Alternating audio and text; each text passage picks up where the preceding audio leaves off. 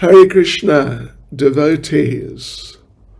Welcome to day 18 of Srimad Bhagavatam, of Bhakti Vaibhava, seminar on Srimad Bhagavatam, day 18 of the second canto of Srimad Bhagavatam, and we're in chapter 6, and we have just come to the last section of chapter 6, which is from verse 31 to verse 46, which we have called Everything is Dependent on the Lord.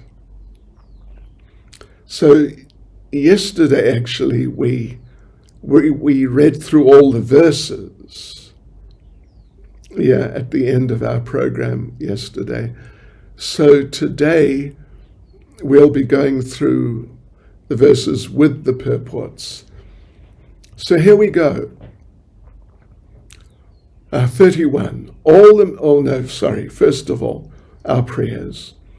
Nama Om Vishnupadaya Krishna Prestaya Bhutale Srimati Bhakti Vedanta Swaminiti Namane Namaste Saraswati Deve Gauravani Pracharane Nirvishesha Shunyavadi Paschatya Shatarane Sri Krishna Chaitanya Prabhu Nityananda Sri Advaita Gadadha Shivas Adi Gaura Bhaktivinoda Hare Krishna, Krishna Krishna, Hare Hare, Hare Rama, Rama Rama, Hare Hare.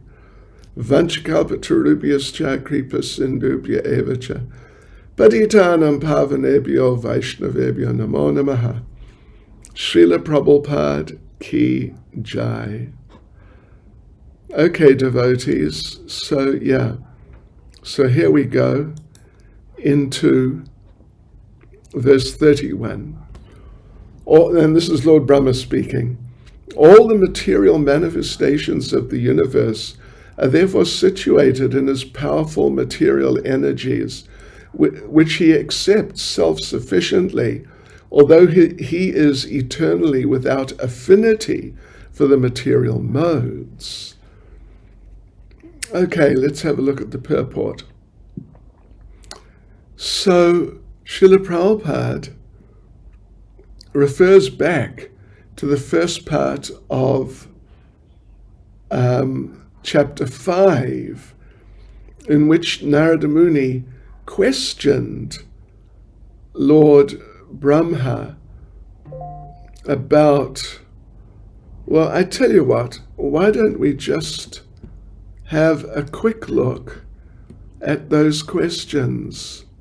Let's, so the first part of chapter 5, which is from verse 1 to verse 8. Okay, so here we go.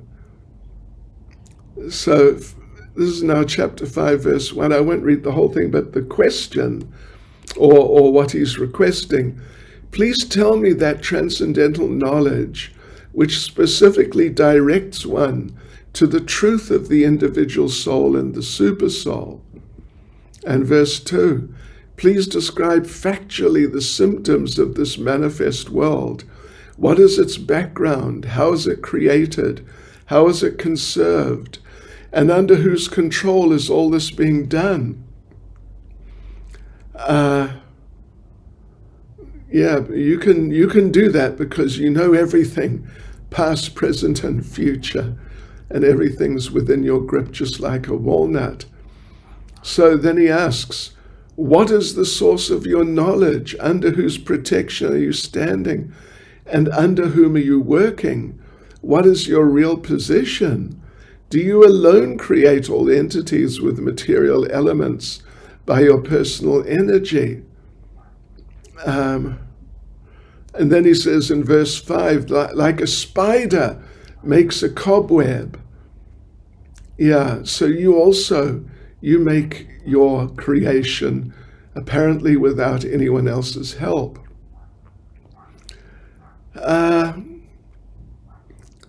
Then in verse 7 he says, Yet we are moved to wonder about the existence of someone more powerful than you when we think of your great austerities and perfect discipline, although your good self is so powerful in the matter of creation.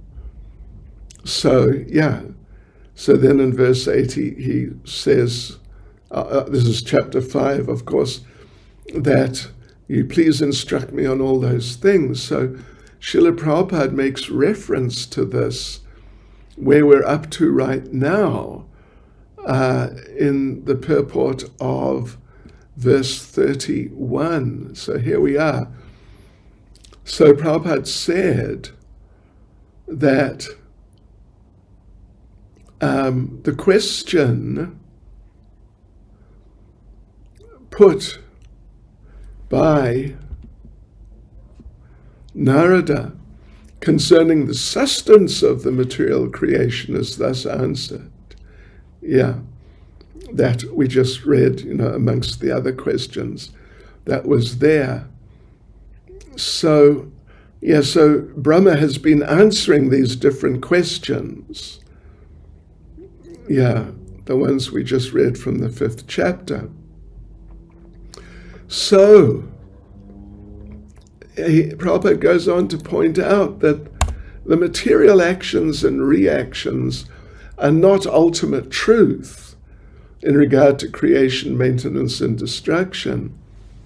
Then he goes into a little elaboration of how it works. The material energy of the Lord acts within time, and it accepts the 3 modes in the forms of Brahma, Vishnu, and Shiva. So he's elaborating on this process. So the material energy actually works under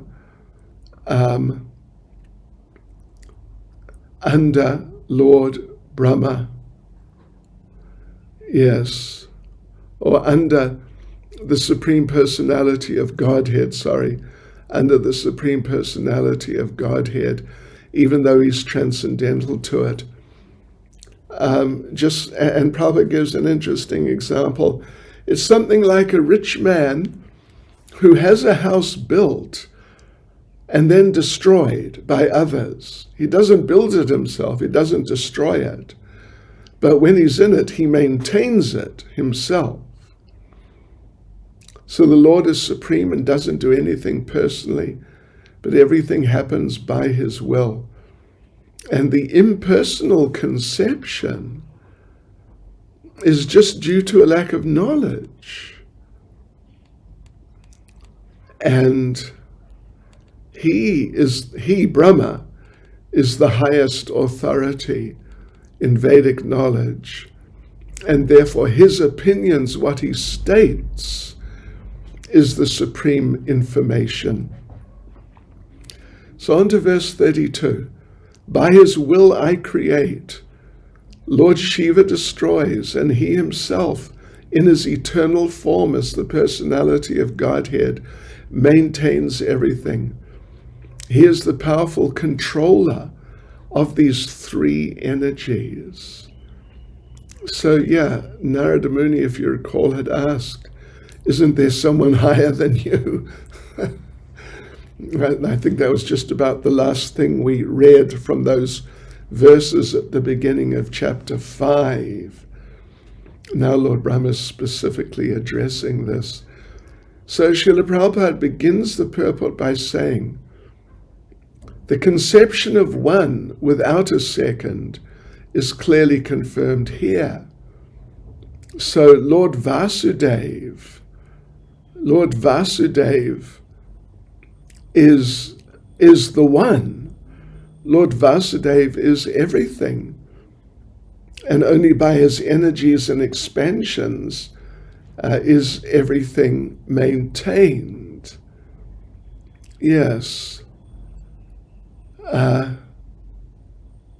In the material world, he's also everything.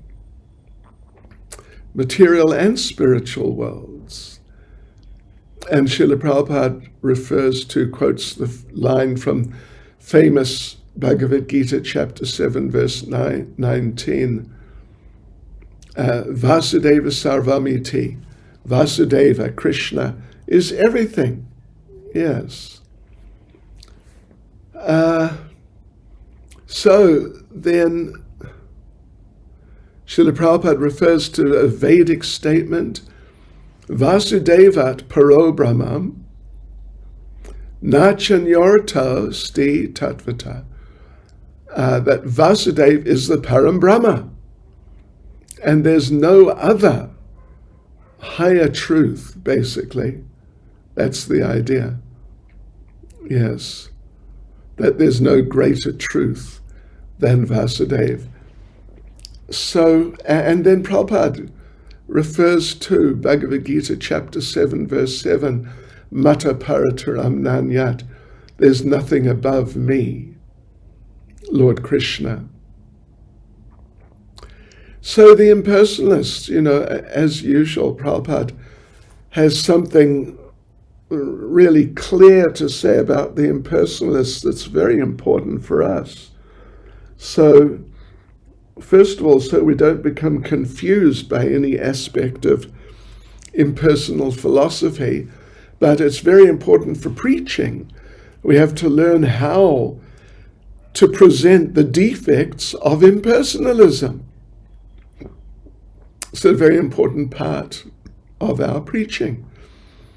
And there's so many things which can be said, but because we are prone to ignorance, we need to learn those things. So, So Prabhupada says that the oneness, the idea of oneness, Prabhupada says it's overly stressed by the impersonalists. But it is also accepted by the devotees in the context of Achintya Abhed Tattva. So the difference, and it's very important to learn all these things, how Krishna consciousness includes some elements of impersonalism, although the personal aspect is definitely the most important. But the overemphasis of the impersonalists, that there's so much confusion there, and we have to learn that.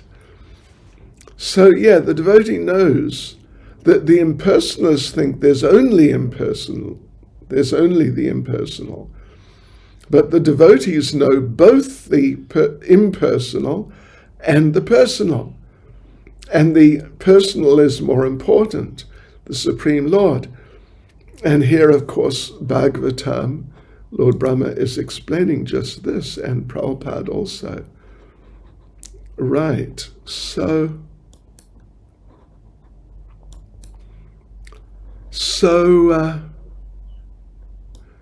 yes.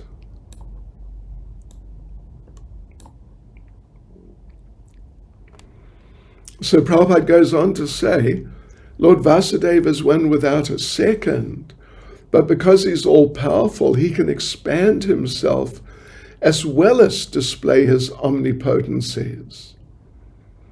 And as the verse says, he is omnipotent, all-powerful by his three potencies, internal, marginal, and external. And the external is also in three parts, goodness, passion, and ignorance. And the internal is also in three parts, goodness, passion, and ignorance. Samvit, Sandhani, and Hladani. Samvit meaning the potency of knowledge, chit. Yes, so chit samvit helps to make it a little easier to remember which energy is the potency of which mode, or not mode, but which state, eternity, knowledge, and bliss. So the marginal potency, that's us, is also spiritual, but not equal to the Lord. No one is equal to or greater than him, even Brahma and Shiva. And he maintains and controls everything. So now on to 33. My dear son, whatever you have inquired from me, I have thus explained unto you. And you must know for certain that whatever there is, either as cause or as effect, both in the material and spiritual worlds, is dependent on the Supreme Personality of Godhead. So Prabhupada begins the purport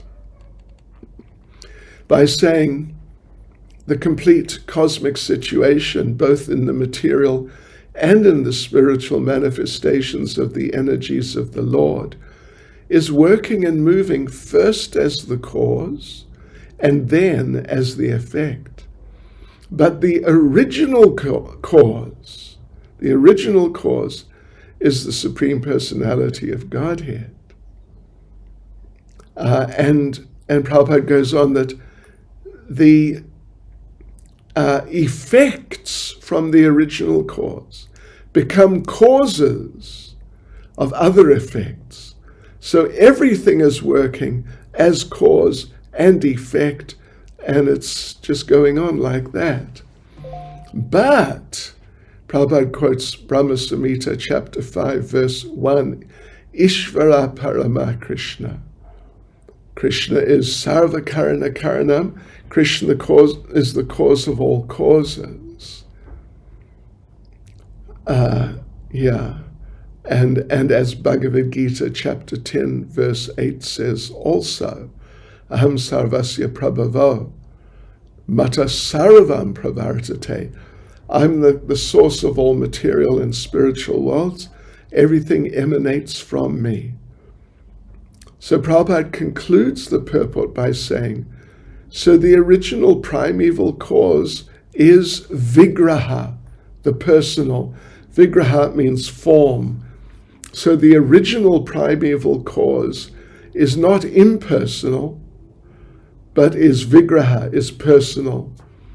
And the impersonal spiritual effulgence, the Brahma Jyoti, is also an effect of the Supreme Brahman. And Prabhupada quotes the first line of Bhagavad Gita chapter 14 verse 27, which is very important in that regard. Brahmano hi pratisht aham. So Brahmano, the Brahman, Brahmano he means definitely. Pratisht aham. Aham is me, I. And pratisht means is like established, is situated. Is situated. The Brahman is definitely situated on me. So verse 34, O Narada, because I've caught hold of the lotus feet of the Supreme Personality of Godhead, Hari, with great zeal, whatever I say has never proved to have been false. Let me read that again. Whatever I say has never proved to have been false, nor is the progress of my mind ever deterred, nor are my senses ever degraded by temporary attachment to matter. So just see, this is the effect of really taking shelter of the Lord. As Lord Brahma says, catching hold of the lotus feet of the Lord with great zeal. So whatever he says has never been proved to be false. Nor is there any obstacle for his mind, nor do his senses become degraded by somehow becoming attached to material sense objects. That's the wonderful effect of taking shelter of the Lord wholeheartedly. So Prabhupada begins the purport by saying, Lord Brahma is the original speaker of Vedic wisdom to Narada. And Narada is the distributor of transcendental knowledge all over the world through his various disciples like Vyasadeva and others. Yeah, of course, he has many disciples, actually, Lord Brahma. It's not only Vyas. Vyas is particularly connected with Srimad Bhagavatam, but other of his disciples, other of Narada's disciples, are in charge of other parts of the Vedic literatures. Yeah. So, anyway, Prabhupada makes the point, Brahma is the great authority. And anyone who wants to become an authority has to accept his words. And Prabhupada gives this really interesting statement. Brahma is always correct to the letter. You understand that? It means even in the finest detail, he's got the right idea. So this is because he's a great devotee who accepts the Lord completely. And Prabhupada refers to Brahma Samhita, that Govindam Adipurusham Tamaham Bhajami, that he worships Govinda. This is his qualification. And therefore the Lord protects Brahma's words and actions. So then Prabhupada refers to Bhagavad Gita chapter 9 verse 31, famous line, Kantaya pratijanihi, O son of Kunti, please declare it. Yes. So why Prabhupada then discusses, why does he ask Arjuna to declare it? And Prabhupada says, because sometimes the declaration of Govinda himself may seem contradictory to mundane creatures, but the mundane will never find any contradiction in the words of the Lord's devotees. So the Lord protects his devotees so that they become and they remain infallible. And therefore, Prabhupada makes this, again, it's another one of the number of points that he repeatedly makes. Therefore, the process of Krishna consciousness always begins with service to the devotees in parampara.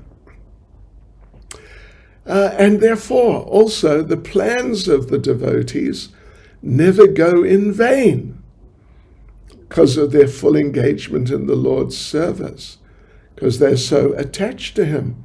So we must follow that principle, and then we'll be liberated.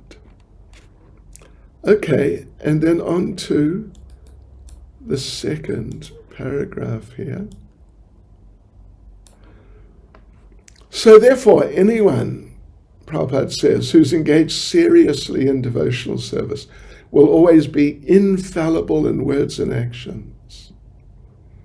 And if there ever is any apparent fallibility or discrepancy or something,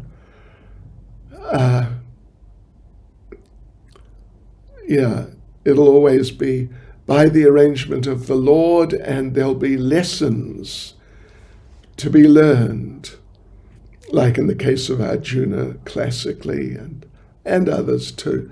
They're like Yudhisthira. At the end, Yudhisthira appeared to be fallible. Yeah, but actually it was the Lord's arrangement. So therefore, anything dovetailed with the Lord becomes transcendental, like as transcendental as the Lord. But, the impersonalists, the speculators, they feel that their speculation will help them progress spiritually.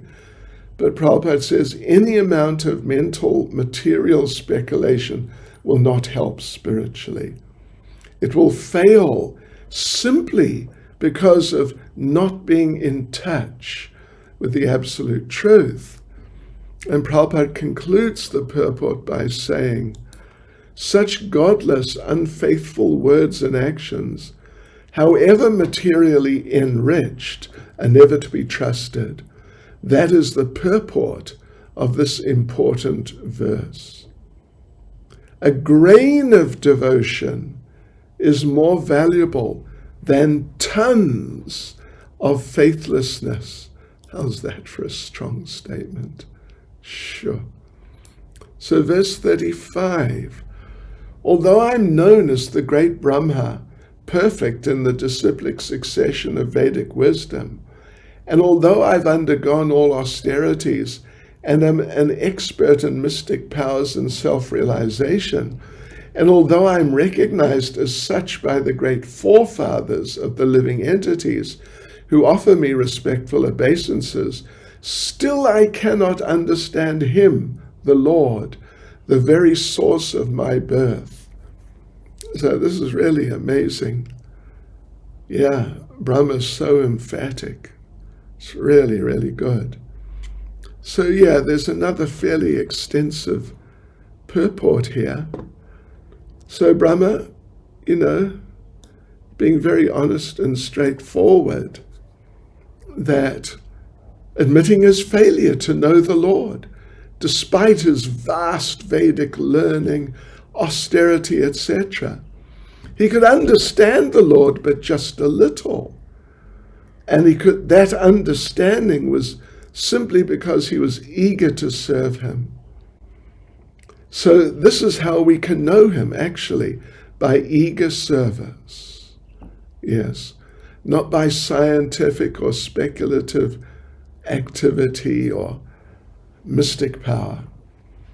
And Prabhupada refers to Bhagavad Gita chapter 18, verses 54 to 55. You can see them there.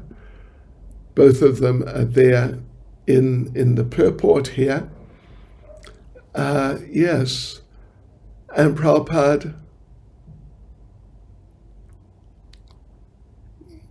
anyway, they're very famous verses about how by devotional service we can know the Lord. So only self-realization can help us on the path of devotional service. Yeah. But even then we can't know him completely. And Prabhupada talks about the term vishate enters into. He says it doesn't mean merging. It means to be able to participate in his association in person. So by devotional service, we become like him qualitatively, but not quantitatively, and we can enter the kingdom of God. So there are 5 types of liberation.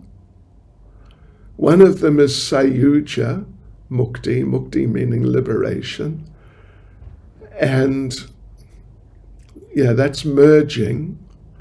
But all the others involve personal relationships with him. So therefore, vishate means to be engaged in devotional service and not to be anxious for liberation.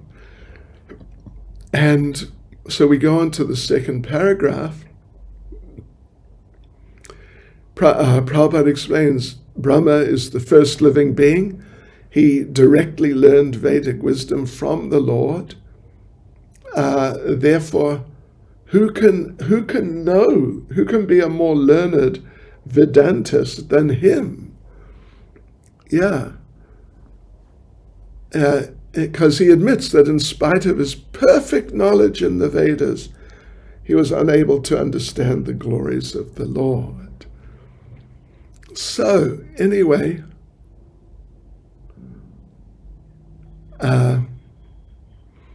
so Prabhupada makes the point that how can a so-called Vedantist be perfectly cognizant of the absolute truth? Prabhupada sort of raises that question. The thing is, they if they want to really enter into the existence of the Lord through Vedanta, then they have to they have to be trained in the matter of Bhakti Vedanta, or Vedanta plus Bhakti. Yes. We can't know him in full, but at least we can know him to a certain extent, and that is only by self-surrender and a devotional attitude, nothing else. Yeah.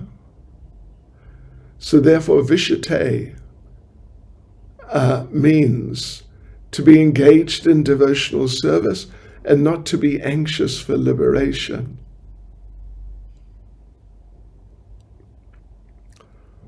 Right.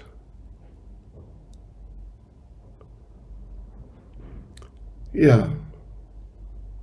So Brahma Samhita says, Vedeshu Durlabham. It's difficult to know him by study of the Vedas, but it's Adurlabham Atma Bhakta. It's not difficult through surrender of the soul. Yes. So therefore, Vyasa was not satisfied by compiling Vedanta Sutra, but when his guru Narada advised him to study the Bhagavatam, then he understood the real import of Vedanta Sutra. So these Vedanta people, they need to do that. So the Bhagavatam is Prabhupada says, is the absolute medium by which to understand the absolute truth. And on we go to verse 36. Therefore it is best for me, that's Brahma, to surrender unto his feet, which alone can deliver one from the miseries of repeated birth and death. Such surrender is all auspicious and allows one to perceive all happiness. Even the sky cannot estimate the limits of its own expansion. So what can others do when the Lord himself is unable to estimate his own limits? So Brahma is described here as the greatest of all learned living beings, the greatest sacrificer, the greatest observer of the austere life, the greatest self-realized mystic, the supreme spiritual master of all living beings. Sure, he's really a big man. So as such, he's advising us, and we should take his advice.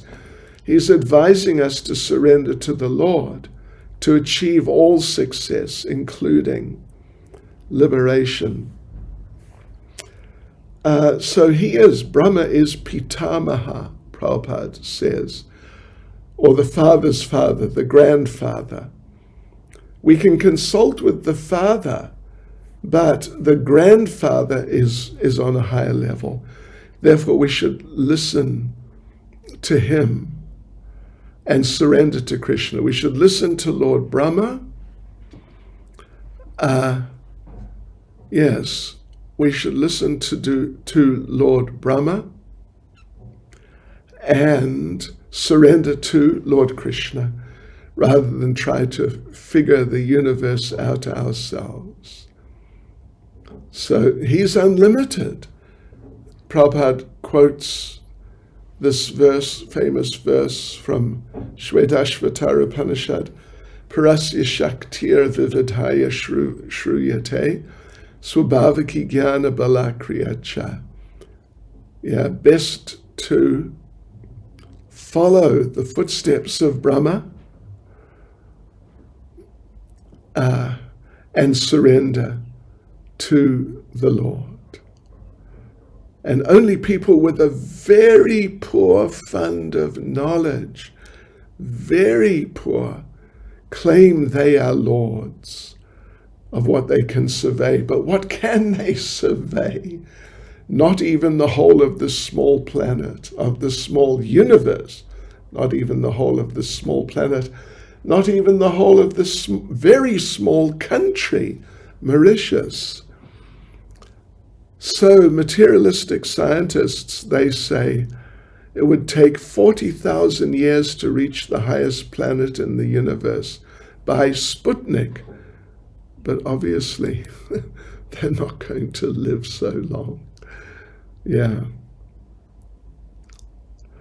And Prabhupada tells a little story here of one scientific man who was an atheist, and he was very enthusiastic in his plans for material life. And so he opened a hospital to save the living from dying. But after opening the hospital, 6 months later, he died. So we shouldn't waste our time for material happiness. Better just to surrender. So this is pretty extensive purport. So let's have a look at paragraph 2. So Prabhupada makes the point that anyone denying the surrendering process, surrendering meaning to the Lord, will have to surrender to the laws of material nature. Like Prabhupada said, some people, they're so arrogant and proud, they won't bow down before the Lord. What to speak of a great devotee? But Prabhupada said, when the time of death comes, means when the material nature comes and just smashes them, then they just bow down to everything. They just bow down on the ground and they remain prostrate even to the end. So anyway, the principle though is that we have to surrender to someone. We're not independent.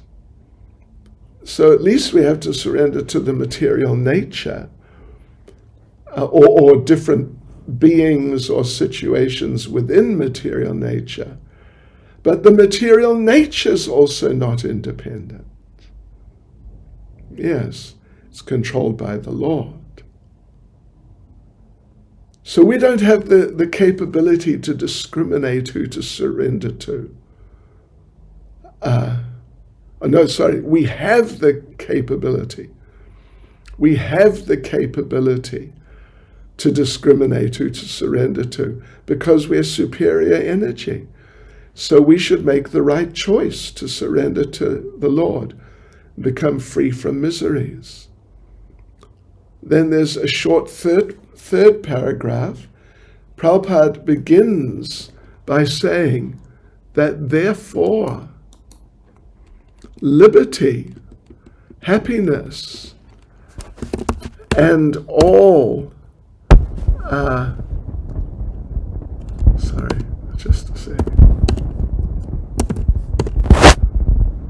liberty, happiness, and all good fortune can be attained only by surrendering unto the Lord, because he is full liberty, full happiness, and full auspiciousness. He is just the embodiment of those things. And such liberation and happiness is unlimited. And so they're compared to the sky, sort of. Prabhupada says, in our present position, we can simply understand the magnitude of greatness when it's compared to the sky, but still, that the happiness and liberty obtained in the association of the Lord, those things are far greater than the sky. Yeah, they can't be measured even by the Lord himself. And on into the fourth paragraph. Oops. Where are we? Okay, so Shastra says spiritual happiness is unlimited. Therefore, even the Lord can't measure it. Doesn't mean he has an imperfection. He can He can measure it. Prabhupada says, the actual position is that the Lord can measure it. But the happiness in the Lord is also identical with the Lord on account of absolute knowledge. So, the happiness derived from the Lord may be measured by the Lord, but the happiness increases again, and then the Lord has to measure it again. And then as he's measuring it again, the happiness is increasing again. Yeah, that's interesting, isn't it? So therefore there's a type of competition which is never stopped. It just goes on unlimitedly. Prabhupada says, ad infinitum. Yes. Right. Infinitely. So it's that happiness is like an ocean which is very dynamic. It increases. But material happiness is not like that. It's stagnant.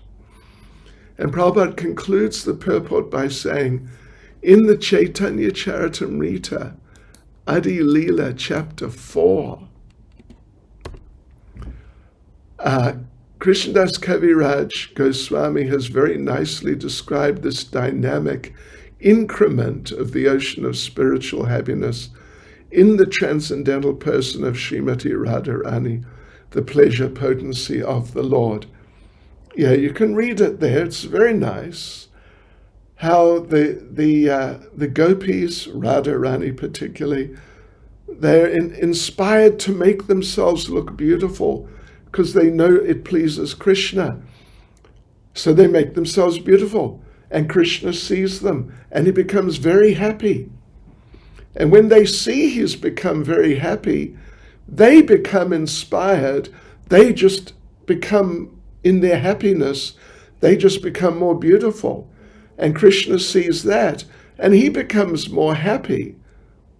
And then they see the increase of Krishna's happiness, and they become just spontaneously more happy themselves. And so like this, it says there that there's a competition between the Lord and the gopis in that respect. So then, verse 37, since neither Lord Shiva nor you nor I could ascertain the limits of spiritual happiness, how can other demigods know it? And because all of us are bewildered by the illusory external energy of the Supreme Lord, we can see only this manifested cosmos according to our individual ability. So, interesting point. There are 12 Mahajans here. Lord Brahma mentions 3. Yeah, there are 12 Mahajans here. He mentions 3. He mentions Lord Shiva, he mentions Narada, and he mentions himself, Lord Brahma. So they know something about the Lord.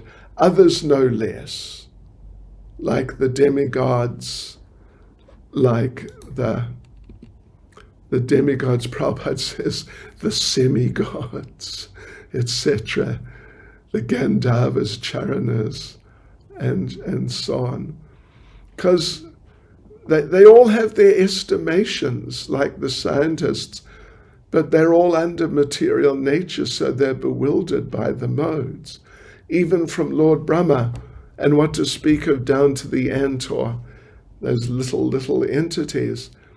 So therefore, Krishna speaks, chapter 7:13 of Bhagavad Gita, Tribhya gunamaya bhavaya, ebi saravam idam jagat, that deluded by the 3 modes, goodness, passion, and ignorance, the whole world does not know me, who am above the modes and inexhaustible.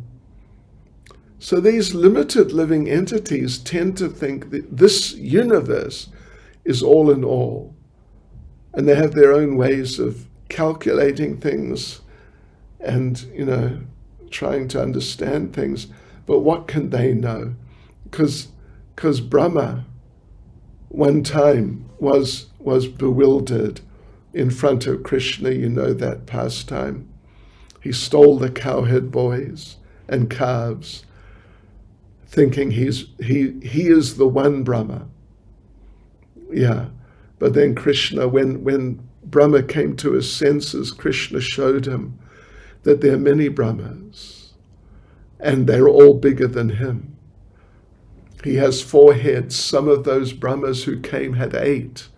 Some had 20, some had 100, some had 1,000, some had 1,000,000 heads. The number of heads is in relation to the size of the universe. So our Lord Brahma understood pretty quickly that he was really small. So anyway, all of this, all these Brahmas with all their universes, etc., it's all Ekapad Vibhuti, 1/4. But then there's the Tripad Vibhuti, the 3/4, which is completely beyond the scientists unless they become devotees. So then Prabhupada repeats 713. He repeats 713. Mohitam nabijananti mamebhya param avyayam. That they're bewildered by the modes and therefore can't understand that beyond these material manifestations is a supreme person who's controller of everything. Yeah. So anyway, Brahma, Narada, and Shiva, they're good because they know him to a considerable extent. So we should follow their instructions rather than experimenting and speculating. And Prabhupada concludes the purport by saying, as the mother is the only authority to identify the father of a child, so the mother Vedas, presented by the recognized authorities such as Brahma, Narada, or Shiva, is the only authority to inform us about the absolute truth. All right, so on to 38. Let us offer our respectful obeisances unto that transcendental personality of Godhead, whose incarnations and activities are chanted by us for glorification, although he can hardly be fully known as he is.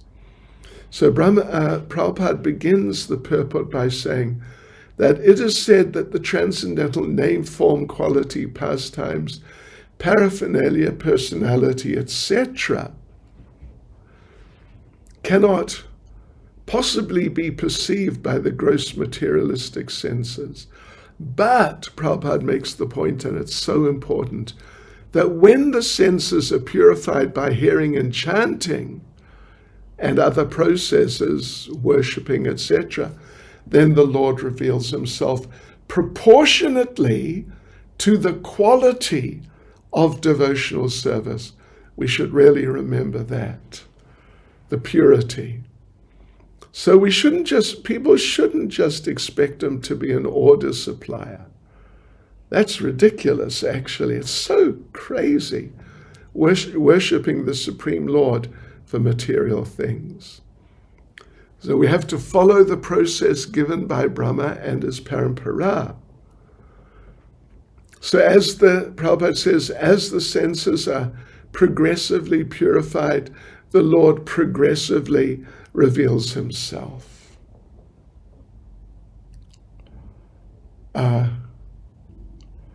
But those people who are not in the parampara can hardly perceive him by speculation. They can't. It's just ridiculous. They may be expert in juggling words, but they can't know him personally. He can only be known by devotional service, not by some puffed up material process. So the humble devotee can please him, Prabhupada says, by earnest devotional activities. So therefore Lord Brahma offers his obeisances as Guru, and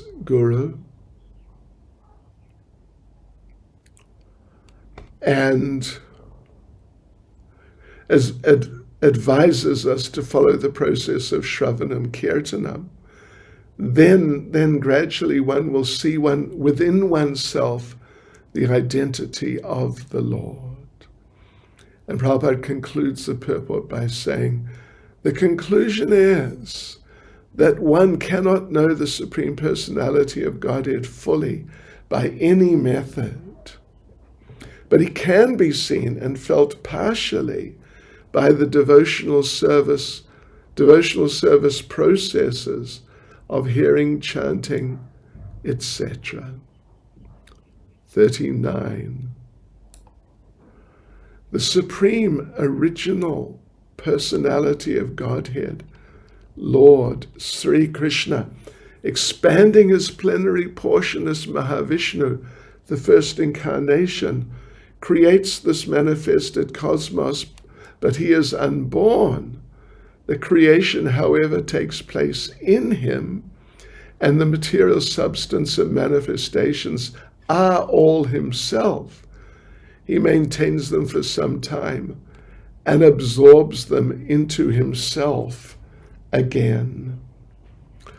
Okay, so Prabhupada begins the purport by exploring Achintya Bheda Bhed Tattva philosophy, which is the basic explanation of which, at least in Bhagavad Gita, is chapter 9, verse 4, that everything is within Krishna, but na chaham teshvavastita, but I'm not within everything.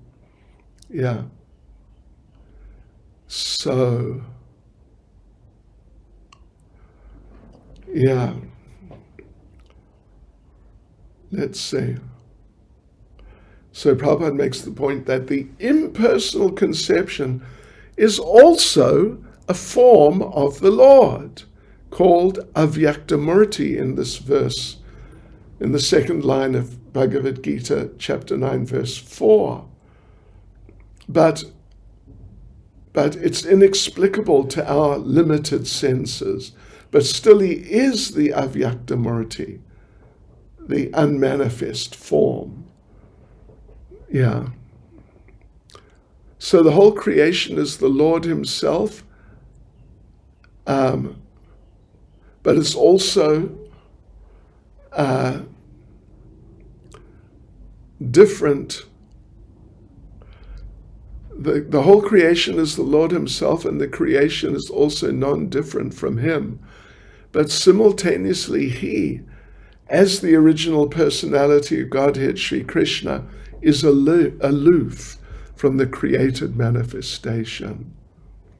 Yeah. Anyway, like we mentioned one of the verses previously, the impersonalists overstress the impersonal form or feature of the Lord.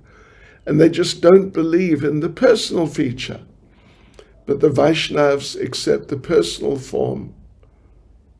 Yeah. And the impersonal form is just one feature of the Lord. The impersonalists depend on inductive knowledge, inductive logic, which basically means ascending. You figure it out for yourself.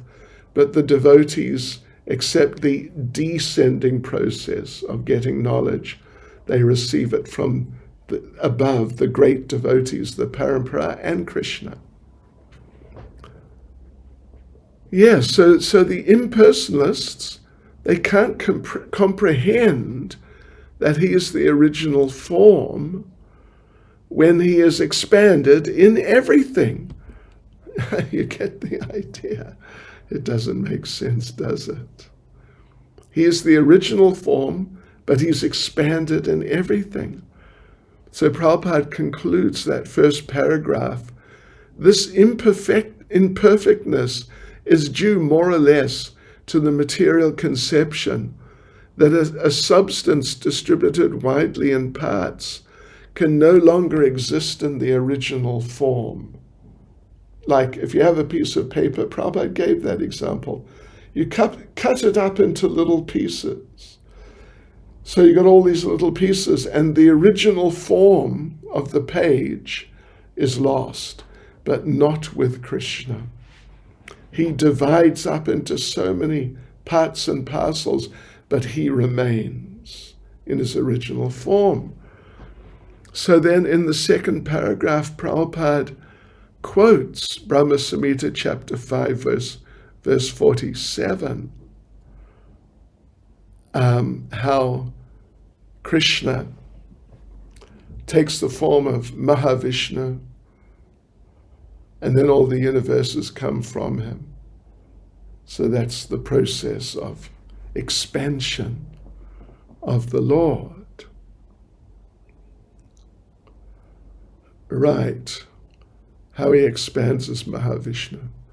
So then we go on to the third paragraph and the fourth paragraph. So this Mahavishnu then is the first incarnation. Prabhupada explains about him and how the universes come from him. Yeah. That you can read about if you want in Brahma Samhita. So this material world, and this is a point again that Prabhupada's made before, it's a cloud. It's a cloud over Brahma Jyoti. It is the cloud consisting of Mahatattva. So the Lord lies down and generates universes and then enters those universes as Garbhodakshay Vishnu. And then as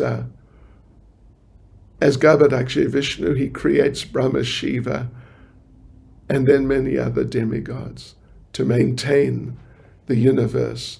And then he absorbs everything back into himself. Yeah, he quotes Bhagavad Gita chapter 9 verse 7 in that regard. So Prabhupada sums things up in the fourth paragraph.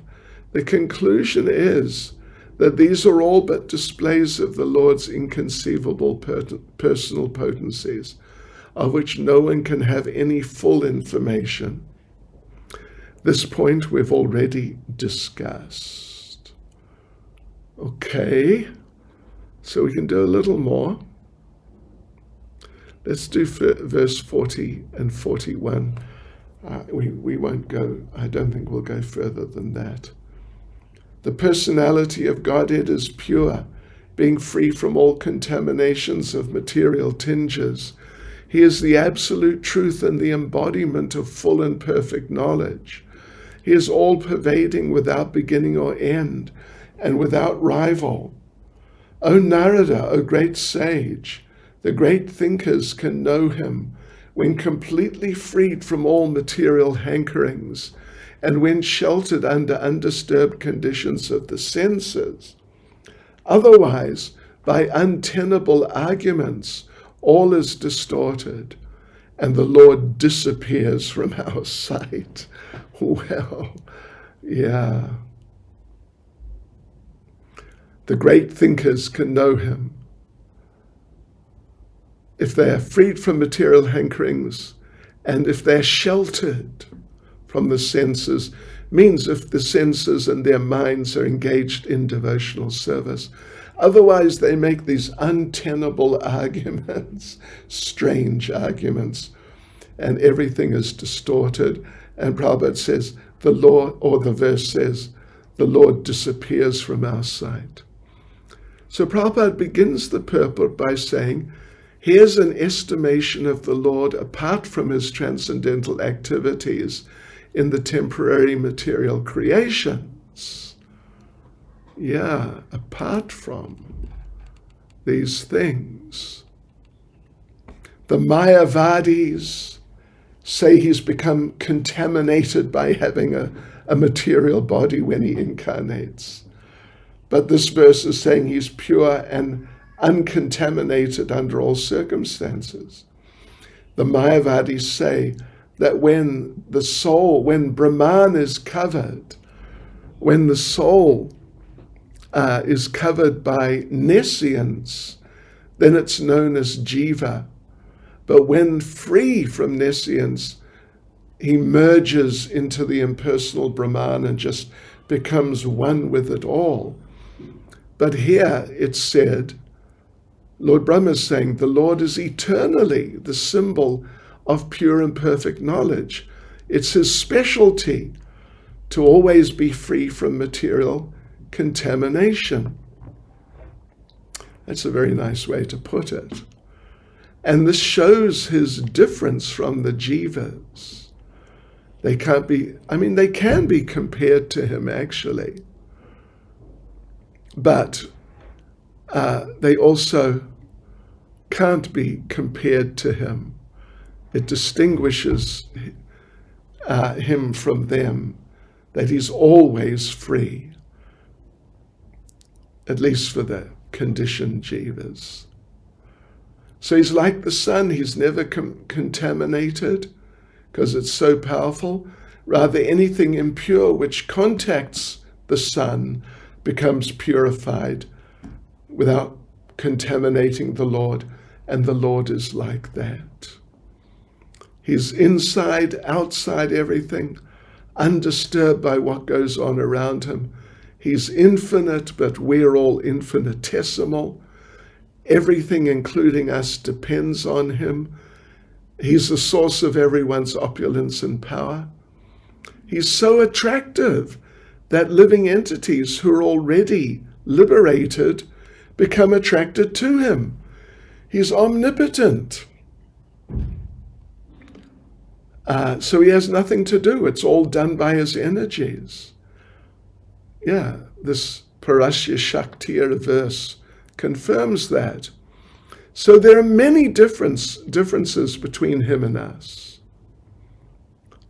And again, this verse says, like the previous verse, we can't understand him completely. It's impossible. But there's a qualification to know him to some degree, and that's to become unalloyed devotees. Yes. Referred to here as prashantas. Prashanta, they have no demands. Everyone else has demands, but not those devotees.